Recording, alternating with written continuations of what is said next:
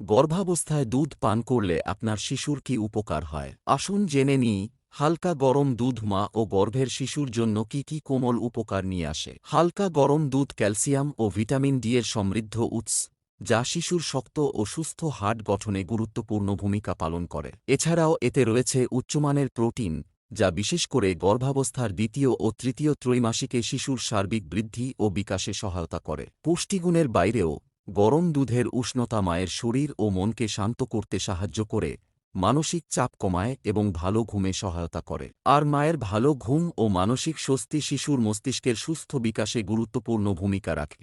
দুধে আরও রয়েছে আয়োডিন ও বি ভিটামিন, যা শিশুর স্নায়ুতন্ত্রের সঠিক গঠন এবং জ্ঞানীয় বিকাশের জন্য অত্যন্ত গুরুত্বপূর্ণ। ঠান্ডা দুধের পরিবর্তে হালকা গরম দুধ পান করলে হজমশক্তিও উন্নত হতে পারে এবং গর্ভাবস্থার সাধারণ কিছু সমস্যা, যেমন বুক জ্বালা ও কোষ্ঠকাঠিন্য কমাতে সাহায্য করতে পারে। তাই প্রতিবার এক গ্লাস হালকা গরম দুধ পান করলে আপনি শুধু নিজেকেই আরাম দিচ্ছেন না, বরং আপনার বেড়ে ওঠা শিশুকেও গুরুত্বপূর্ণ পুষ্টি উপহার দিচ্ছেন।